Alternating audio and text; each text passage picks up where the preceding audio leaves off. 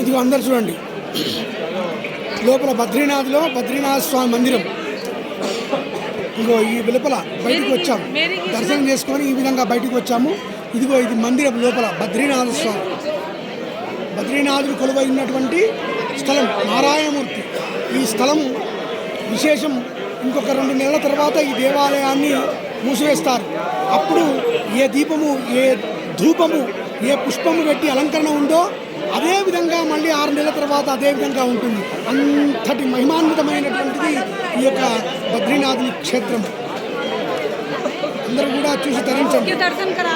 బద్రీనాథ్ భగవానికి జై. ఇదిగో మందిరం అండి, బద్రీనాథ్ భగవానికి జై. బోలో బద్రీనాథ్ భగవానికి జై. బోలో బద్రీనాథ్ భగవానికి జై. ఇక్కడ ఇంతటి చలిలో కూడా చేతులు ముడితొచ్చేస్తున్నాయి. మేము వచ్చినటువంటి వాళ్ళు, మా వాళ్ళంతా వీళ్ళు చేతులు ముడితొచ్చేస్తున్నాయి. అంతటి చలిలో ఆ స్వామివారి ధ్యానం నిమగ్నమై ఉన్నాం అందరం.